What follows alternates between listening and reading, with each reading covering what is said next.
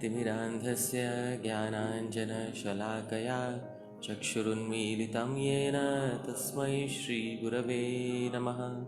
श्रीचैतन्यमनोभीष्टं स्थापितं येन भूतले सोऽयं रूपः कदा मह्यं ददाति स्वपदान्तिकं।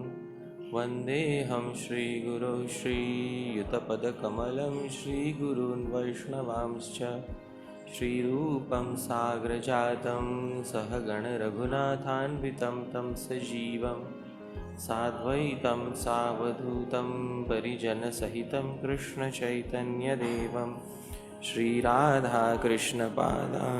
सहगणललिता श्रीविशाखान्वितांश्च नमो विष्णुपादाय कृष्णप्रेष्ठाय भूतले श्रीमते भक्तिवेदान्त स्वामिन्निधि नामिने नमस्ते सारस्वते देवे गौरवाणी प्रचारिणे निर्विशेषशून्यवादी पाश्चात्यदेशतारिणे नमो महावदान्याय कृष्णप्रेमप्रदायते कृष्णाय कृष्णचैतन्य नाम्ने गौरत्विषे नमः। हे कृष्ण करुणा सिंधो दीनबंधो जगत्पते गोपेश गोपिकाकान्त राधाकान्त नमोस्तुते। तप्त कांचन गौरांगी राधे वृंदावनेश्वरी वृषभानुसुते देवी प्रणमामि हरिप्रिये। वाञ्छाकल्पतरुभ्यश्च कृपा सिन्धुभ्य एव च पतितानां पावनेभ्यो वैष्णवेभ्यो नमो नमः। जय श्री कृष्ण चैतन्य प्रभु नित्यानंद श्री अद्वैत गदाधर श्रीवासादि गौर भक्तवृंद। हरे कृष्णा कृष्णा कृष्णा हरे हरे हरे राम राम राम हरे। जगद्गुरु श्रील प्रभुपाद की जय। श्रीमद् भागवत छठवां स्कंद अध्याय 17 श्लोक संख्या 8। प्रायशः प्राकृतश्चापि स्त्रियं रहसि बिभ्रति अयं महाव्रतधरो बिभर्ति सदसि स्त्रियं। प्रायशः प्राकृतश्चापि स्त्रियं रहसि बिभ्रति अयं महाव्रतधरो बिभर्ति सदसि स्त्रियं। प्रायशः प्राकृतश्चापि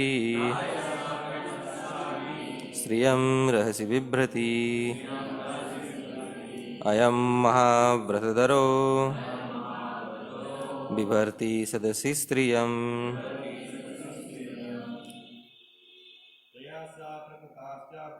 प्रायशः प्राकृताश्चापि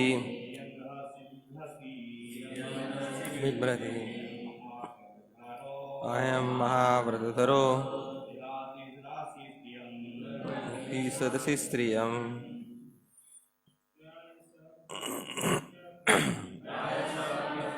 शापि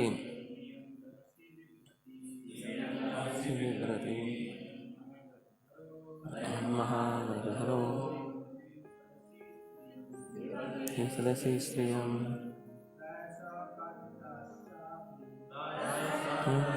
शापि रहसि बिभ्रति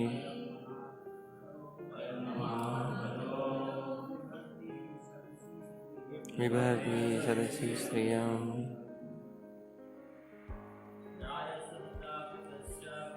प्रायशः प्राकृतश्चापि स्त्रियं रहसि बिभ्रति अयं महाव्रतधरो बिभर्ति सदसि स्त्रियं। वैष्णवी। प्रायतः प्राकृतश्चापि स्त्रियं रहसि बिभ्रति अयं महाव्रतधरो बिभर्ति सदसि स्त्रियं। प्रायशः प्राकृताश्चापि स्त्रियं रहसि बिभ्रति अयम महाव्रतधरो बिभर्ति सदसि स्त्रियम्। शब्दार्थ। प्रायशः सामान्यतः प्राकृताः बद्धजीव च भी अपि यद्यपि स्त्रियम स्त्री को रहसी निर्जन स्थान में बिभ्रति आलिंगन करता है। अयम यह शिवजी महाव्रतधरः महान व्रतों तथा तपस्याओं के स्वामी बिभर्ती भोग कर रहा है सदसी महान पुरुष की सभा में स्त्रियम अपनी पत्नी का। अनुवाद तथा तात्पर्य जगत गुरु श्रील प्रभुपाद जी के द्वारा। श्री प्रभुपाद की जय। अनुवाद।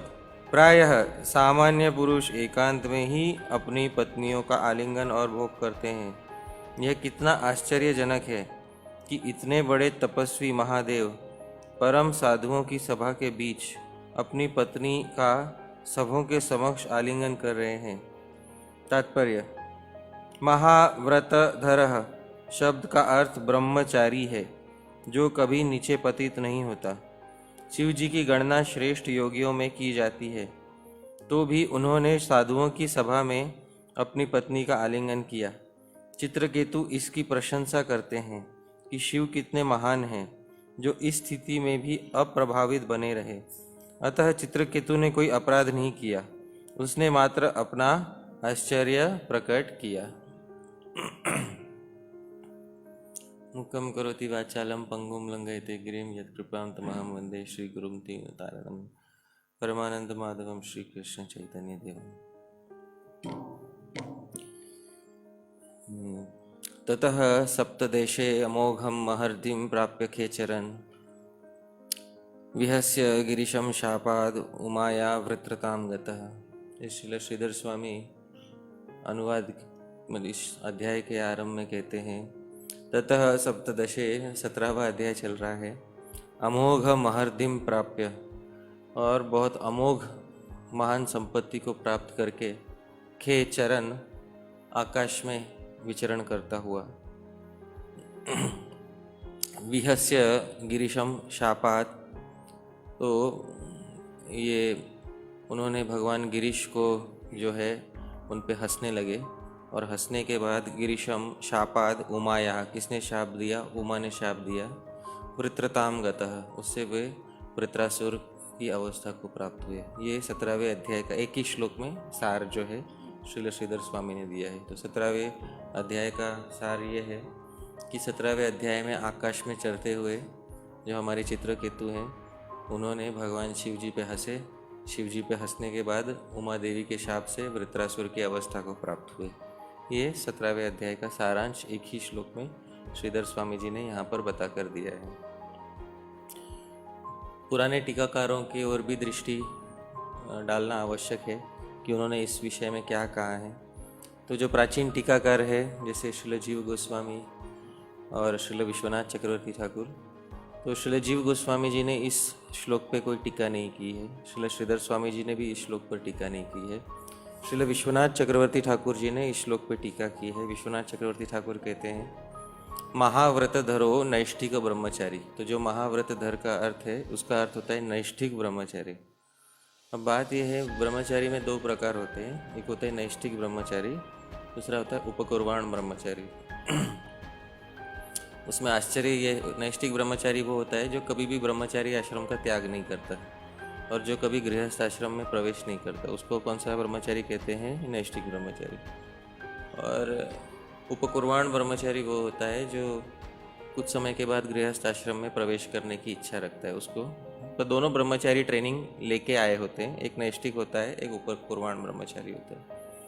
तो श्रील विश्वनाथ चक्रवर्ती ठाकुर कहते हैं महाव्रतधर मतलब ये नैष्ठिक ब्रह्मचारी है। भगवान शिव जी नैष्ठिक ब्रह्मचारी है। अब नैष्ठिक ब्रह्मचारी कैसे हो गया? क्योंकि तो गृहस्थ आश्रम में स्थित है। तो नैष्ठिक ब्रह्मचारी इसलिए हैं वो क्योंकि शिव जी जो है वो कभी भौतिक दृष्टि से उनके अंदर भोग वासना बिल्कुल भी नहीं है। इसलिए वो गृहस्थ आश्रम में होने के बावजूद भी उन्होंने जो विवाह किया वो विवाह किसी भोग वासना के वशीभूत होकर नहीं किया गया है और किसी सकाम भाव से विवाह नहीं किया है उन्होंने। तो अतएव विवाहित होने के पश्चात भी श्रील विश्वनाथ चक्रवर्ती ठाकुर उनको नैष्ठिक ब्रह्मचारी ही बुलाते हैं। तो महाव्रत धर का अर्थ यहाँ पे किया गया है नैष्ठिक ब्रह्मचारी।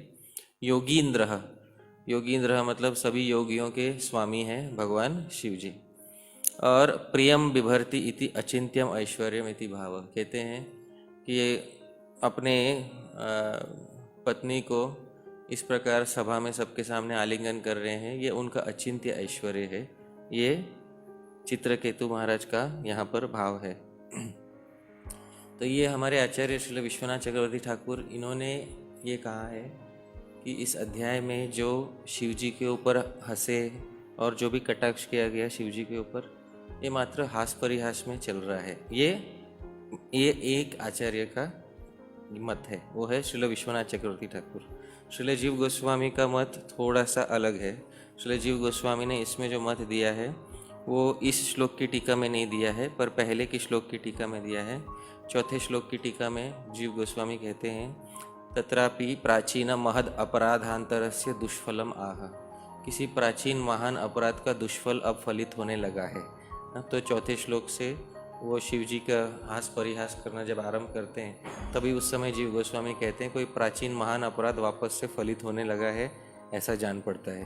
तभी जाके इस प्रकार की हास परिहास करने का प्रयास किया गया है।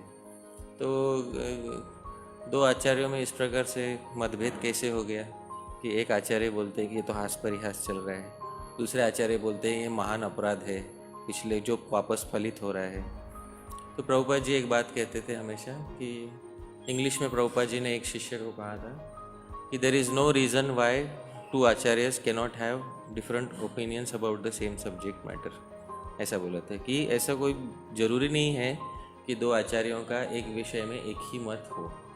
हाँ, जो मुख्य सिद्धांत है उन पे एक मत होना चाहिए। मुख्य सिद्धांत क्या है कि जीव भगवान का दास है, ये जो मुख्य सिद्धांत है उनके विषय में कोई दो मत नहीं। पर ये जो छोटे छोटे डिटेल्स है जिसको हम कहते हैं, उसके विषय में कभी कभी आचार्य भिन्न भिन्न मत प्रकट करके उसमें कुछ वैचित्री दिखा सकते हैं हमको। तो इसमें श्रील विश्वनाथ चक्रवर्ती ठाकुर ने थोड़ा अलग कहा है और श्रील जीव गोस्वामी जी ने थोड़ा अलग कहा है इस विषय में। तो हमें कौन सा स्वीकार करना चाहिए, प्रश्न ये उठता है। कभी बहुत बार लोग बोलते हैं हाँ ठीक है, दो अलग अलग बात, हमें कौन सा स्वीकार करना चाहिए। तो उसके विषय में कहा जाता है उदित अनुदित होम न्याय। बलदेव विद्याभूषण जी कहते हैं उदित अनुदित होम न्याय। मतलब क्या है कि ऐसा सिर्फ आचार्यों के टीकाओं में नहीं, वेदों में भी प्राप्त होता है। वेद में एक जगह पे कहा है उदिते होतव्यम, मतलब सूर्य उदय होने के बाद हवन करें। और जो सूर्य उदय होने के बाद हवन करता है उसका हवन देवता स्वीकार करते हैं, वरना उसका हवन देवता स्वीकार नहीं करते हैं। वेद की दूसरी शाखा में कहा गया है अनुदिते होतव्यम, सूर्य उदय होने के पहले हवन करें, नहीं तो देवता आपका हवन स्वीकार नहीं करेंगे। अब बात यह है दोनों वेद में ही कहा गया है, उदिते होतव्यम अनुदिते होतव्यम। जब दोनों एक ही वेद में कहा गया है तो फिर कौन सा वेद हम स्वीकार करें, क्योंकि एक को स्वीकार करने से दूसरे पे हानि होने की आशंका आग पड़ती है। तो जब बात ऐसी है तो उसमें न्याय शास्त्र में एक न्याय बताया गया है उदित अनुदित होम न्याय। वो उस न्याय का सार ये है कि किसी एक पक्ष को ग्रहण कर लेने से, क्योंकि वो एक पक्ष तो वेदों में ही दिया हुआ है, तो हमारे शाखा का जो वेद है उस शाखा का पक्ष ग्रहण करने से दूसरे पक्ष का प्रत्यवाय कहते हैं नेगेटिव रिजल्ट, वो नहीं लगता है। ये बात है, इसको कहते हैं उदित अनुदित होम न्याय। तो किसी भी एक पक्ष को ग्रहण कर सकते हैं, और क्योंकि वो एक पक्ष भी किसी आचार्य या किसी वेद के द्वारा कहा गया है, तो इसलिए उसमें दूसरे पक्ष का जो प्रत्यवाय है यानी उसका नेगेटिव रिजल्ट है वो हमको नहीं लगता है। इसको कहते हैं उदित अनुदित होम न्याय। तो ये दोनों टीकाओं में जो भी दिए हुए हैं उसमें से हमारे बुद्धि को जो अधिक ठीक लगता है वो हम हमारी बुद्धि अनुसार ग्रहण कर सकते हैं। दोनों में कोई भी दोष नहीं है, और ऐसा नहीं है कि एक को ग्रहण करने से दूसरे आचार्य कुपित हो जाएंगे। एक तो विश्वनाथ चक्रवर्ती ठाकुर तो जीव गोस्वामी जी की टीका पढ़ने के बाद लिख रहे हैं। इसमें अगर सबसे बड़ा उदाहरण देखना है तो श्रीमद् भगवद गीता में एक श्लोक है अपर्याप्तम तदस्माकम बलम भीष्माभिरक्षितम पर्याप्तम त्विदम एतेषाम बलम भीमाभिरक्षितम। बहुत सारे लोगों ने ये श्लोक पढ़ा होगा, जहाँ पे दुर्योधन द्रोणाचार्य से कह रहे हैं अपर्याप्तम तदस्माकम बलम भीष्माभिरक्षितम, हमारा जो बल है अपर्याप्त है, हाँ, क्योंकि भीष्माभिरक्षितम, और उसके रक्षक कौन है? भीष्म। पर्याप्तम त्विदम एतेषाम बलम भीमाभिरक्षितम, और सामने वालों की सेना में जो बल है वो पर्याप्त है और उसके रक्षक हैं भीम। इस प्रकार से वो श्लोक का सारार्थ है। उसमें श्रील विश्वनाथ चक्रवर्ती ठाकुर और श्रील बलदेव विद्याभूषण एक दूसरे के एकदम अपोजिट टीका देते हैं। श्रील विश्वनाथ चक्रवर्ती ठाकुर अपर्याप्त का अर्थ निकालते हैं कि पर्याप्त नहीं है, क्योंकि भीष्म हमारी रक्षा कर रहे हो और भीष्म उभय पक्षपाती है, मतलब दोनों के पक्षपात कर रहे हैं, इसलिए हमारा सैन्य बल अपर्याप्त है। और पांडवों का सैन्य बल पर्याप्त है, एकदम सफिशिएंट है, क्योंकि वहाँ पे एक ही पक्षपाती है, हम वो है भीम के द्वारा रक्षित है। इसलिए श्रील बलदेव विद्याभूषण उसका ऑपोजिट अर्थ करते हुए कहते हैं अपर्याप्त का मतलब है अपरिमित, असीमित है हमारा, क्योंकि भीष्म रक्षा कर रहे जो कि इच्छा मृत्यु वाले हैं, तो इसलिए हमारा तो अपर्याप्त है। और उनका पर्याप्त है मतलब सीमित है, क्योंकि वो भीम है, वो भीम को तो मैं कुछ मानता ही नहीं। आप समझ रहे इस प्रकार से, हाँ। तो ये उस श्लोक में हम देख सकते हैं कि एक क्योंकि श्रील बलदेव विद्याभूषण, श्रील विश्वनाथ चक्रवर्ती ठाकुर, इनमें गुरु शिष्य का संबंध है, ये शिक्षा गुरु है और एक उनके शिष्य हैं। तो जब गुरु और शिष्य में टीका में अगर ऐसा मतभेद हो जाए तो हमको क्या समझना चाहिए? तो ये नहीं समझना चाहिए कि शिष्य जो है अपने गुरु से आगे बढ़ने का प्रयास कर रहे हैं। बस ये है कि शिष्य और गुरु दोनों ने व्याकरण और छंद, न्याय इत्यादि के नियमों का पालन करते हुए टीका लिखी है, तो किसी ने व्याकरण की गलती नहीं की है। और दूसरी बात, दोनों ने अलग अलग एंगल दिखाए हैं श्लोकों के, ये बात हमको समझना चाहिए, क्योंकि हर श्लोक को अलग अलग दृष्टिकोण से देखा जा सकता है। तो एक आचार्य ने एक दृष्टिकोण दिखाया है श्लोक देखने का, दूसरे आचार्य ने दूसरा दृष्टिकोण दिखाया है श्लोक देखने का। इस प्रकार से फिर हम कौन सा स्वीकार करें? उदित अनुदित होम न्याय। आप समझ, उसका आंसर एक ही है, उदित अनुदित होम न्याय। उसमें से आपको ये एक पक्ष स्वीकार कर लीजिए, तो दूसरे पक्ष का कोई दोष आपको नहीं लगेगा। तो इसका उत्तर है।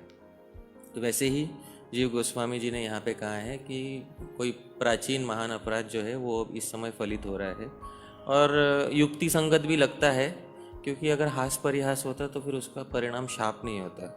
हास परिहास का परिणाम प्रायः शाप नहीं होता है, पर यहाँ पर जीव गोस्वामी बता रहे हैं कि उसका परिणाम शाप हुआ। और वो जो भक्तों को कुछ नेगेटिव रिएक्शन लगता है, कुछ प्रत्यवाय लगता है जब भक्तों को, वो किसी पाप या पुण्य के कारण नहीं लगता है, क्योंकि भक्तों का कोई प्रारब्ध कर्म नहीं होता है। तो भक्तों को ये जो चित्रकेतु है, क्या भगवान की भक्ति की वजह से, भगवान का दर्शन होने की वजह से ये उनके बुरे कर्म का फल था, ऐसा तो कोई नहीं कह सकता। क्यों?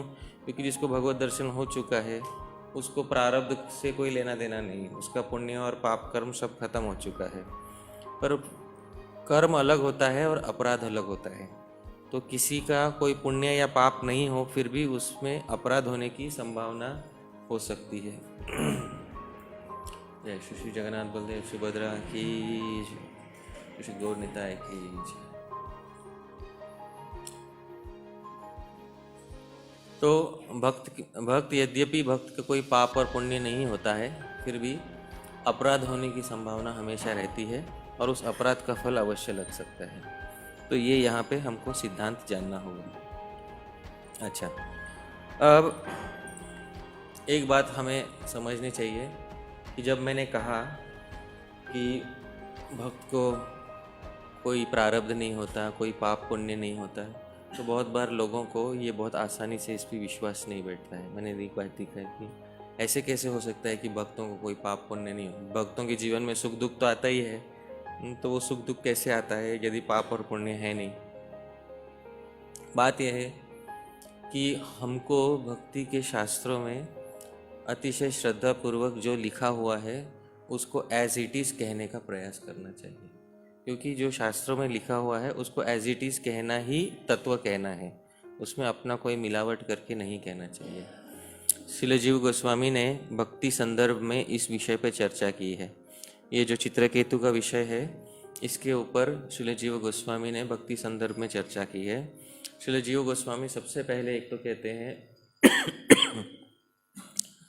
यावत् पापैस्तु मलिनं हृदयं तावदेव हि न शास्त्रे सत्यबुद्धिः स्यात् सद्बुद्धिः सद्गुरौ तथा अनेक जन्म जनित पुण्यराशि फलं महत् सत्संग शास्त्र श्रवणादेव प्रेमादि जायते। भक्ति संदर्भ के आरंभ में ब्रह्म वैवर्त पुराण के 2 श्लोकों को उद्धृत करते हैं जीव गोस्वामी। उसमें कहते हैं कि यावत् पापैस्तु मलिनम हृदयम तावदेव ही, जब तक व्यक्ति का हृदय पापों से मलिन रहता है तब तक ही न शास्त्रे सत्य बुद्धि, व्यक्ति की शास्त्रों में सद्बुद्धि नहीं होती। सद्बुद्धि सद्गुरु तथा सद्गुरु को स्वीकार करने में बुद्धि नहीं होती। फिर कब ऐसी बुद्धि होती है? जीव गोस्वामी कहते हैं उसमें वो ब्रह्म वैवर्त पुराण के श्लोक में कहा है अनेक जन्म जनित पुण्य राशि फलम महत्। अनेक जन्मों का परिणाम एक होता है कि पुण्य की महान राशि उत्पन्न होती है अज्ञात सुकृति करने से। उससे सत्संग शास्त्र श्रवणात्, उससे सत्संग में व्यक्ति शास्त्र का श्रवण करता है। फिर एव प्रेमादि जायते, और उससे ही भक्ति के जो आगे के स्तर हैं प्रेम इत्यादि वो प्रकट होते हैं। तो इसको तो हम हमेशा कहते हैं प्रसाद लेने के पहले दिन में 3 बार महाप्रसादे गोविंदे नाम ब्रह्मणि वैष्णवे स्वल्प पुण्यवताम राजन विश्वासु नहीं बजाए। वो दूसरा जो लाइन है वो बहुत इंपॉर्टेंट है कि जिनका पुण्य बहुत कम रहता है उनका आराम से शास्त्रों में, भगवान में, महाप्रसाद में, नाम में इत्यादि में जो है उनका विश्वास नहीं बैठता। तो भक्ति करने के लिए एक बहुत आवश्यक चीज़ हमको चाहिए, वो है भक्ति शास्त्रों में श्रद्धा होना। श्रद्धा मतलब जब हम कहते हैं आदौ श्रद्धा, किसने सुना है आदौ श्रद्धा? ये तो हम सब ने सुना है आदौ श्रद्धा। प्रश्न पूछना चाहिए श्रद्धा किस में? तो बहुत सारे भक्त बोलते भगवान में श्रद्धा। तो सरल है, आदौ श्रद्धा मतलब किस में श्रद्धा? भगवान। जिसका अभी तक दर्शन ही नहीं हुआ उसमें श्रद्धा कहाँ से होगा? श्रद्धा मतलब एक अनुभव की वस्तु रहती है कि हाँ, अंधश्रद्धा नहीं कि हाँ हमको मालूम नहीं फिर भी हम श्रद्धा रखते हैं, ऐसा नहीं। श्रद्धा एक अनुभव की वस्तु रहती है। जीव गोस्वामी जी कहते हैं भक्ति रसामृत सिंधु की टीका में, श्रद्धा मतलब शास्त्र श्रद्धा। सबसे आदौ श्रद्धा मतलब किस पे श्रद्धा? शास्त्र पे श्रद्धा। क्योंकि शास्त्र उस समय हमारे अनुभव का विषय होते हैं। उस समय शास्त्रों को हम पढ़कर देख सकते हैं। उस समय भगवत दर्शन हुआ नहीं है, भगवान का अनुभव हुआ नहीं है। तो सबसे पहले श्रद्धा मतलब किसकी श्रद्धा? शास्त्र श्रद्धा। तो शास्त्रों में श्रद्धा ये सबसे पहले हो, आदौ श्रद्धा। ततः साधु संग, ततः भजन क्रिया। फिर वो शास्त्र श्रद्धा होने के कारण व्यक्ति साधु संग करता है, पश्चात भजन क्रिया में प्रवृत्त होता है, ये कहा गया है। तो सबसे पहली बात हमको ये समझनी चाहिए कि शास्त्रों में सच्श्रद्धा होना अतिशय आवश्यक है। क्योंकि भगवान ने भगवद गीता में कहा है अज्ञः च अश्रद्धानश्च संशयात्मा विनश्यति नायम लोकोस्थि न परो न सुखम संशयात्मनः। जो अज्ञानी होता है मतलब शास्त्रों को जानता ही नहीं, सबसे पहला नंबर उसका आता है। च अश्रद्धानश्च, जो शास्त्रों को मतलब उसको श्रद्धा एकदम जीरो श्रद्धा है। हाँ, जानता है कि शास्त्र पढ़ना चाहिए पर नहीं पढ़ता क्योंकि उसका एकदम जीरो श्रद्धा है। तीसरा वो है जिसने शास्त्र पढ़ तो लिया पर उसमें बहुत भारी संशय भरे हुए हैं। ये तीनों जो है भगवान भगवद गीता में 4थे अध्याय में 40वें श्लोक में कहते हैं कि विनश्यति, इन तीनों का आध्यात्मिक जीवन में प्रगति नहीं हो पाता है। नायम लोकोस्थि न परः न सुखम संशयात्मन, उसमें से तीसरे वाले को खींचते बाहर, बोलते संशयात्मा तू बाहर निकल, तेरी गति सबसे बुरी है। क्यों? तुझे इस लोक में भी सुख नहीं है और परलोक में भी सुख नहीं है कहीं पर भी। क्यों? क्योंकि जो अज्ञानी रहते हैं उसको मालूम ही नहीं शास्त्र में क्या है, तो वो भौतिक संसार में कम से कम आराम कर ले। आप समझ रहे हो? उसको यहाँ तो सुख है। हाँ, और जिसको श्रद्धा ही नहीं है, हाँ, वो बोलेगा शास्त्र में जानता हूँ शास्त्र कैसे पढ़ना है, मेरी तो श्रद्धा नहीं है तो मैं काहे को मानूँ, इस संसार में खुश रहूँगा। ऋणम कृत्वा घृतम पिबेत यावत जीवेत सुखम जीवेत, हाँ, ऐसे जीऊँगा मैं। तो फिर मेरी श्रद्धा है नहीं तो मैं क्यों, फिर वो भी इस संसार में खुश रहेगा। पर बेचारा जो संशयात्मा रहेगा उसकी हालत बहुत ख़राब है। क्यों? कि जब वो भौतिक आनंद उठाने जाता है तो शास्त्र का उसका भय सताता है, और जब यहाँ मंदिर में आता है तो उसको भौतिक आनंद की उसके हृदय में जो खींच है उसको अपने प्रति आकर्षित कर। तो मंदिर में रह के वो भौतिक आनंद के विषय में सोचता है, बाहर रह के वो मंदिर के विषय में सोचता है। तो उसको कहते हैं नायम लोकोस्ति ना परो ना सुखम संशयात्म। यहाँ का उसको लोक नहीं, उसको परलोक नहीं, उसको कोई प्रकार का सुख नहीं। किसी सुख को वो पूर्ण रूप से अच्छे से उसका आनंद नहीं उठा पाएगा।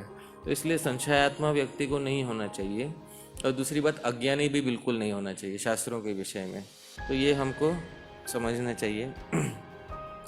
बात यह है कि सभी शास्त्रों में भगवान ने क्या बताया है ये भी हमको समझना चाहिए। जीव गोस्वामी जी कहते हैं सभी शास्त्रों का मूल अगर हम देखें तो सभी शास्त्रों में भक्ति बताई गई है।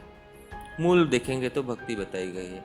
कभी कभी ज्ञानी लोग आके बोलते हैं नहीं नहीं शास्त्रों में ब्रह्म का ज्ञान बताया गया है, और उसमें वो आप उसका मूल नहीं देख रहे हैं। मूल क्या है कि ज्ञान प्राप्त करने के लिए सबसे पहले आपको भक्ति चाहिए। मैं एक प्रश्न पूछता हूँ, भक्ति प्राप्त करने के लिए पहले ज्ञान चाहिए कि ज्ञान प्राप्त करने के लिए पहले भक्ति चाहिए? उससे हम निर्धारित करेंगे कि कौन किस पे निर्भर है। तो आप में से कौन कौन ये मानता है कि भक्ति करने के लिए पहले भक्ति का ज्ञान होना चाहिए? नहीं, बिना ज्ञान के भक्ति होगा कि नहीं होगा? कोई ज्ञानी होगा ना, कोई अद्वैतवादी होगा ना, पहले ही कहेगा आप लोग भक्ति कर रहे हैं, इसके बिना ज्ञान के भक्ति कर रहे क्या? पहले पढ़ा ना कुछ भगवान के बारे में, पहले ज्ञान प्राप्त हुआ तब जाके तो भक्ति कर रहे हैं। तो पहले क्या चाहिए हमको? ज्ञान चाहिए कि नहीं चाहिए? फिर उससे भक्ति किस पे निर्भर हो गई? ज्ञान पे निर्भर हो गई। मतलब भक्ति स्वाधीन नहीं रही, भक्ति पराधीन हो गई।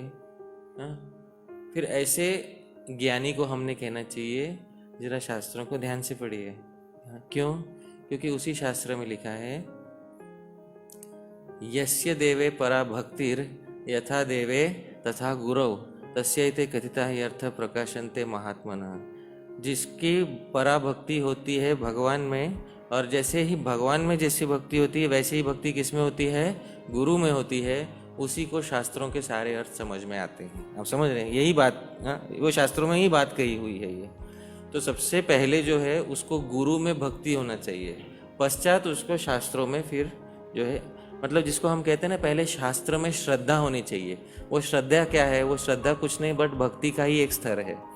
वो श्रद्धा कुछ नहीं है बट क्या है? भक्ति का ही स्तर है। तो पहले भक्ति होगी शास्त्र में, तब जाके वो फिर शास्त्रों को पढ़ने के लिए प्रयास करेगा।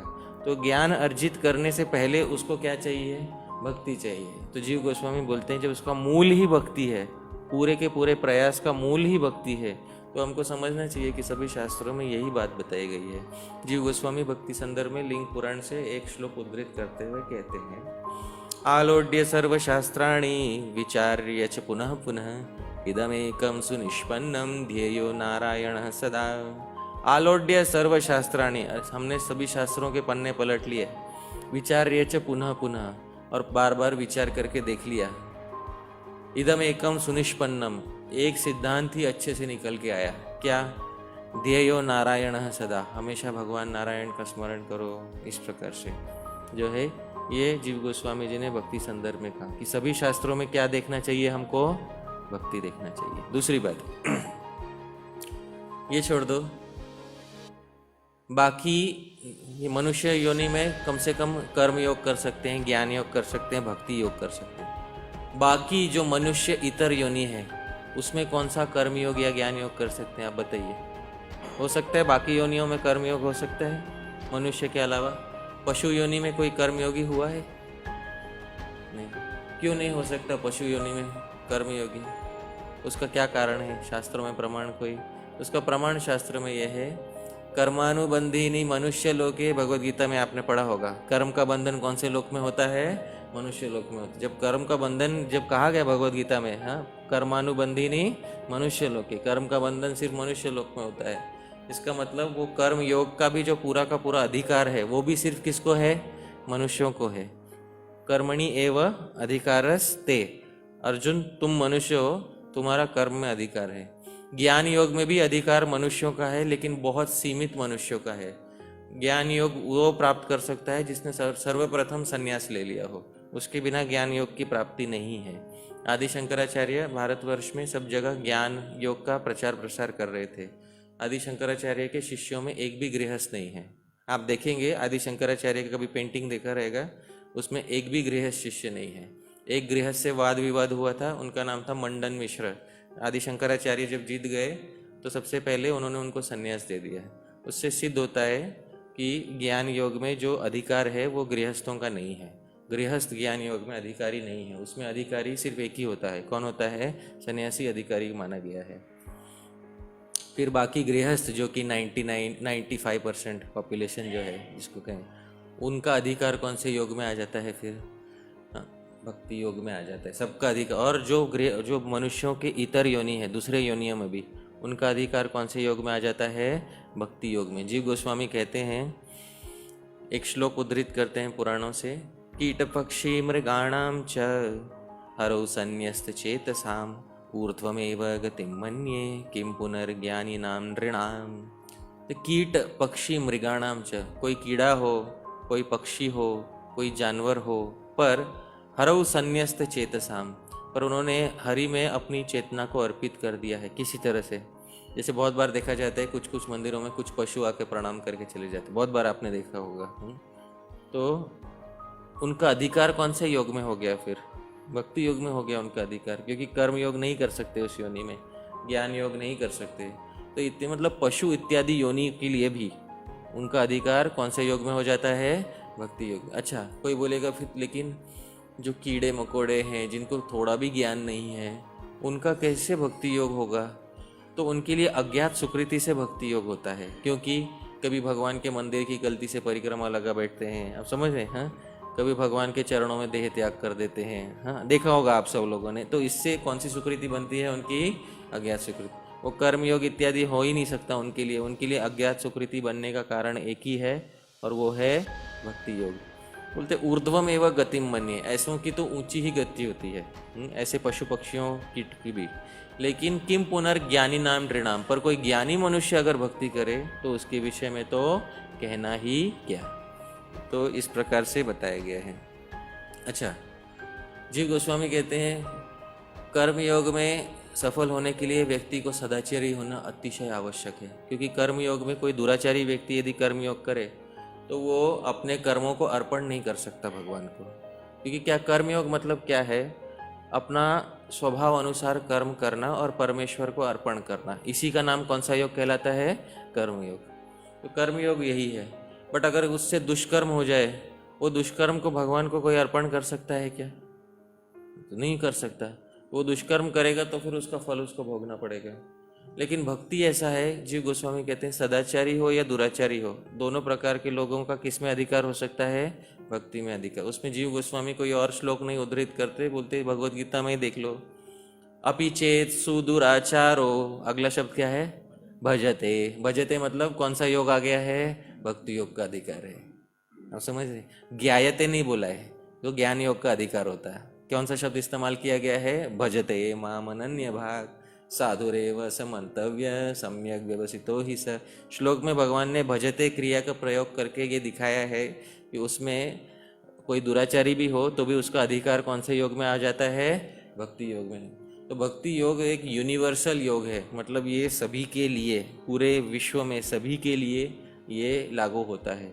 यही कारण है कि जब बाकी बहुत सारे वैदिक धर्म के अनुयायी बाहर के देशों में गए और उन्होंने वैदिक धर्म का अपने अपने तरीके से प्रचार प्रसार करने का प्रयास किया, लेकिन सबसे अधिक सफलता कौन से आचार्य को प्राप्त हुई? उसमें श्रील प्रभुपाद जी को। क्यों? क्योंकि अपने साथ जो योग लेकर गए थे वो योग और अधिकारी उनका एकदम बराबर परफेक्ट मैच हो गया। आप समझ रहे? तो वो जिस अधिकारी भी वहाँ पर थे और जो वो योग लेकर गए थे वो ज्ञान योग नहीं था, क्योंकि ज्ञान योग लेके जाएंगे तो अधिकारी नहीं है वहाँ पे, क्योंकि सन्यासी कितने हैं वहाँ पे?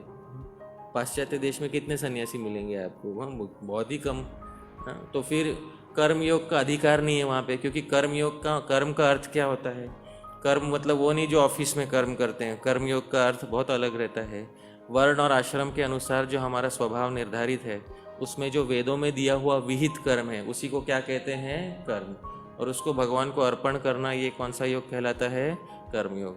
बाहर पाश्चात्य देश में पूरे वेद वर्णाश्रम व्यवस्था के बाहर के लोग हैं, उनको अंत्यज कहते हैं। तो जब अंत्यज है, उनको जो वर्णाश्रम व्यवस्था के बाहर है, उनका कर्म योग में कहाँ से अधिकार हो जाएगा? नहीं होगा। एक ही योग में अधिकार हो सकता है। कौन से योग में? और वो आचार्य भक्ति योग लेकर वहाँ के अधिकारी लोग जो है उनको जाके प्रचार करते, तब जाके उनको हाँ ये हमारे लिए है, ये हम कर सकते हैं। तो इसलिए फिर फटाफट पाश्चात्य देश में भक्ति योग का जैसा प्रचार प्रसार हुआ वैसा किसी अन्य योग के कारण नहीं हो पाया। ये हमको समझना चाहिए। अच्छा, ये सबसे पहली घटना नहीं है कि पाश्चात्य देश का कोई व्यक्ति ने भागवत धर्म स्वीकार किया हो। मध्य प्रदेश में आज भी एक खंबा है जिसको कहते हैं हीलियोडोरस पिलर। ये 2500 साल पहले का खंबा है। ये एक व्यक्ति ने बनाया था जो ग्रीस से आया था।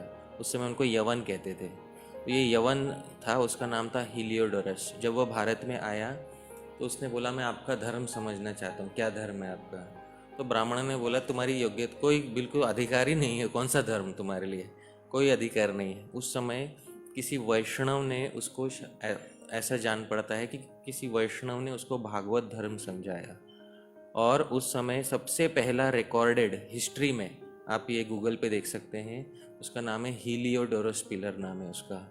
ये 2500 साल पहले हीलियोडोरस ने भारत में ये खंबा बनवाया। उस पे लिखा था कि मैं हीलियोडोरस हूँ जो यवन देश में रहता हूँ।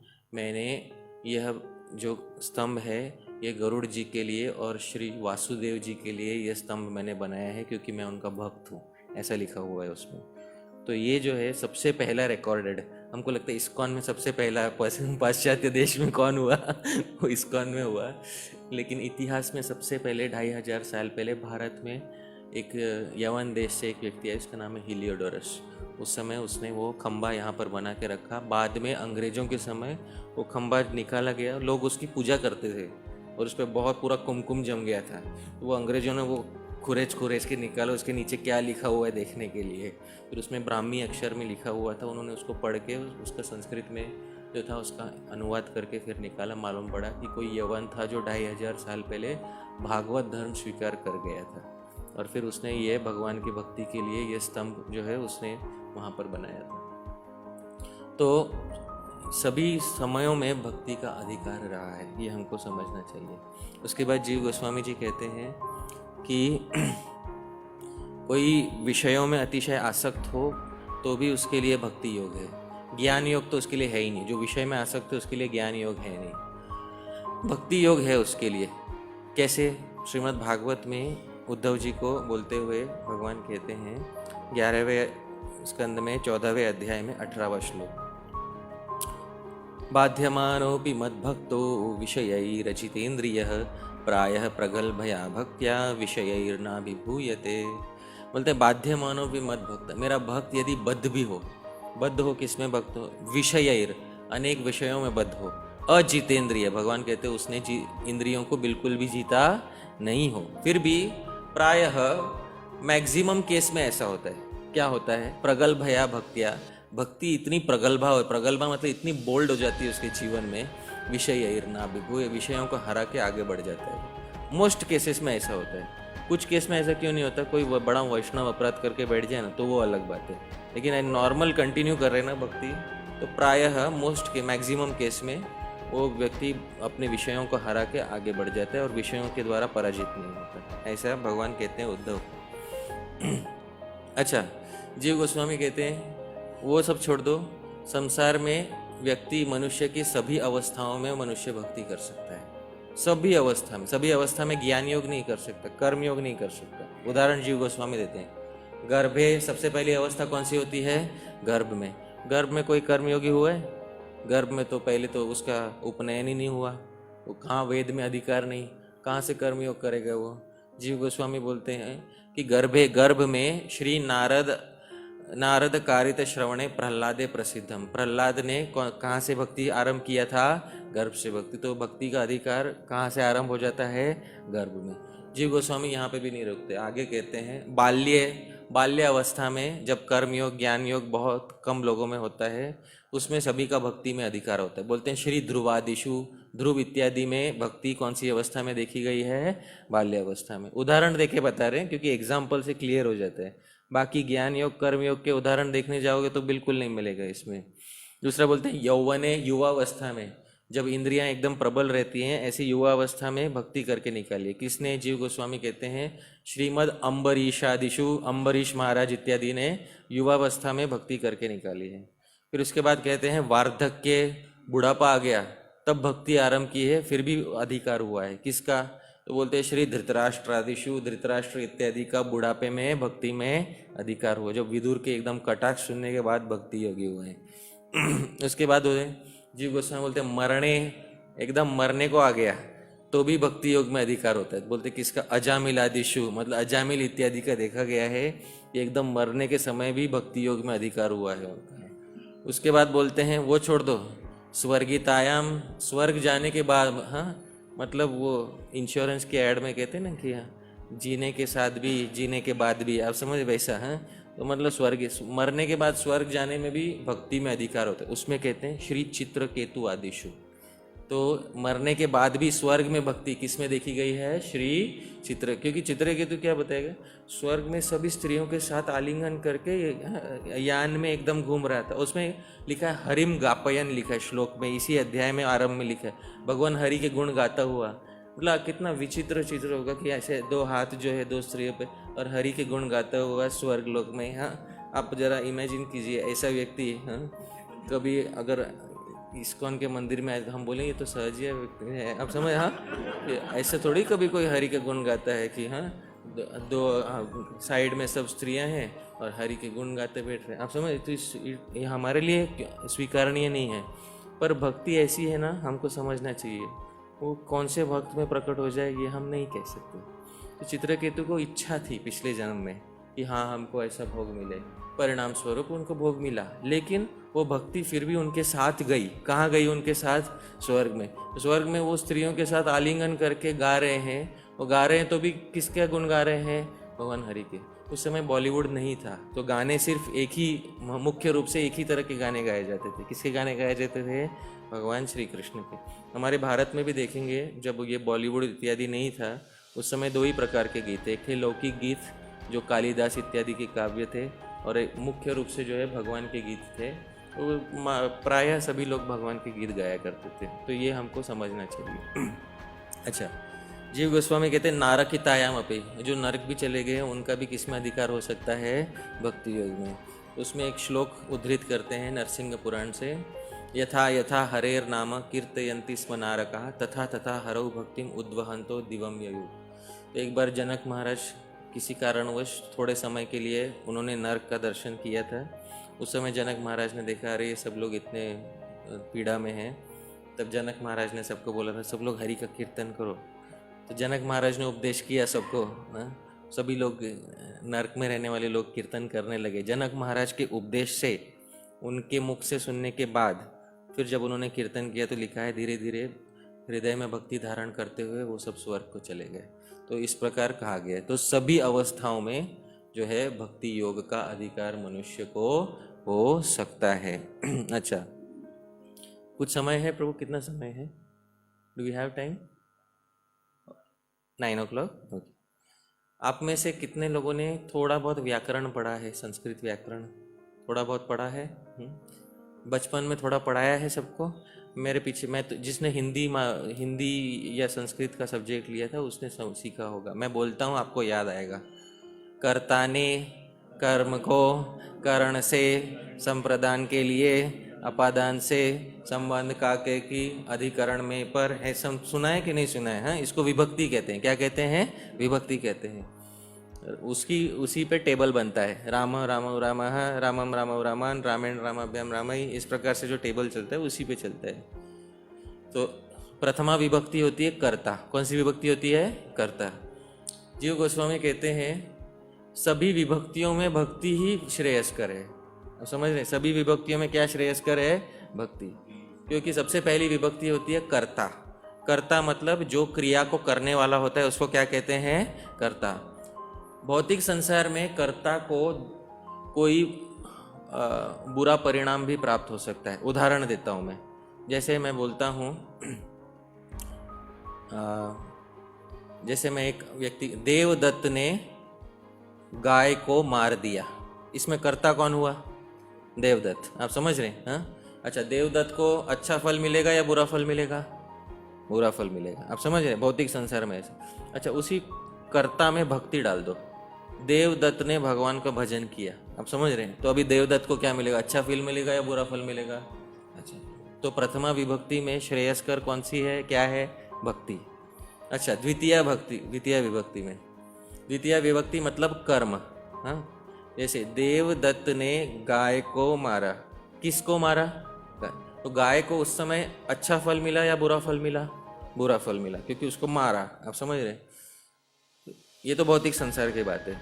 अच्छा, देवदत्त ने गाय को भगवान की सेवा में अर्पण कर दिया। आप समझ रहे हैं, इसमें गाय कर्म हो गई, लेकिन गाय को अच्छा फल मिला या बुरा फल मिला? अच्छा, आप समझ रहे हैं, तो द्वितीय विभक्ति में भक्ति श्रेयस्कर है।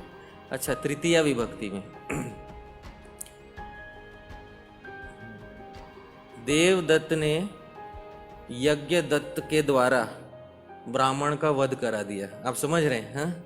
तो इसमें जो तृतीय है यज्ञदत्त, जो बीच में, हाँ, उसके द्वारा ब्राह्मण का वध करा, तो इसमें यज्ञदत्त को पुण्य मिलेगा या पाप लगेगा? पाप।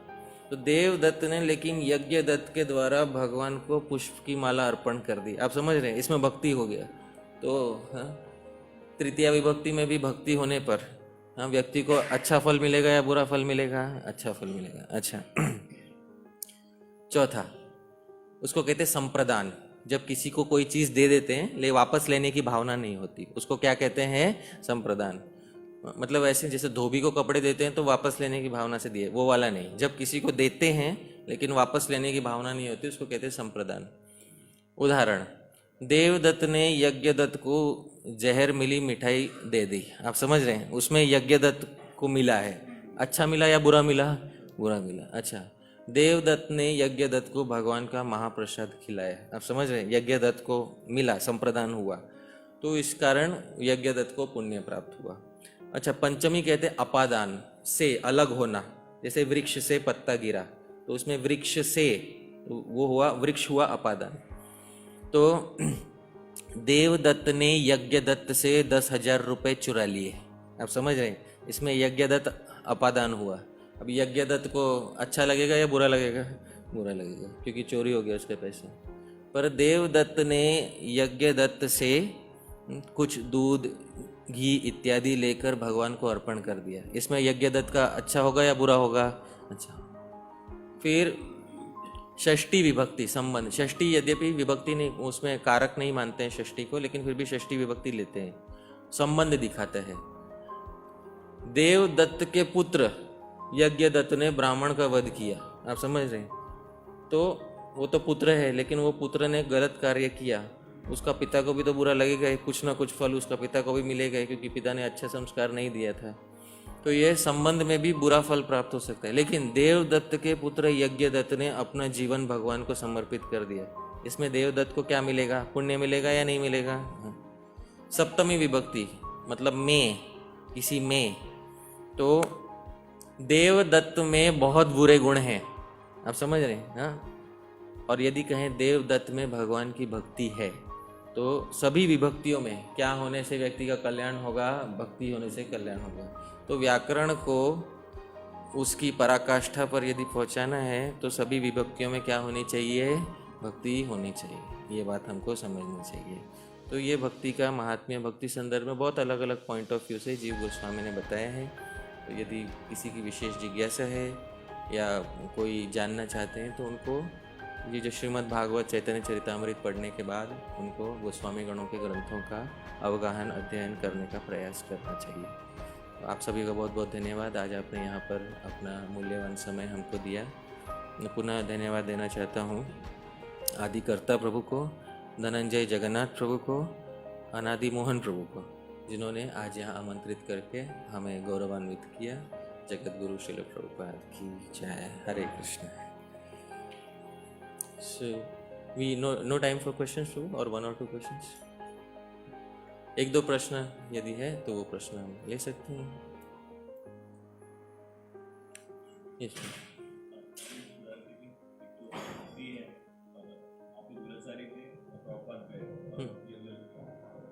दुराचारी नहीं कह सकते, उनको वर्णाश्रम के बाहर कहना चाहिए। देखिए, दुराचारी सदाचारी का क्या रहता है? सदाचारी दुराचारी किसको कहते हैं? वो वर्णाश्रम के अंदर रहता है। आप समझ, अभी जो वर्ण और आश्रम व्यवस्था में ही नहीं है, हाँ, उसको सदाचारी दुराचारी से ज़्यादा कह सकते हैं कि वो अंत्यज है। अंत्यज है मतलब वो वर्णाश्रम व्यवस्था के बाहर है। तो वो जो भी कर रहा है वो अपने मनुष्य जीवन में अपने अधिकार के अनुसार कर रहा है। जैसे एक होता है जिसको कहते हैं चांडाल। तो चांडाल रहता है, उसके कर्म को हम बुरा नहीं कहते क्योंकि वो अपने स्वभाव के अनुसार कर्म, आप समझ रहे। तो वैसे ही भक्ति योग सभी के लिए है, चाहे अच्छा कर्म कर रहा है बुरा कर्म कर रहा है वो। तो हाँ, क्या प्रश्न है आपका?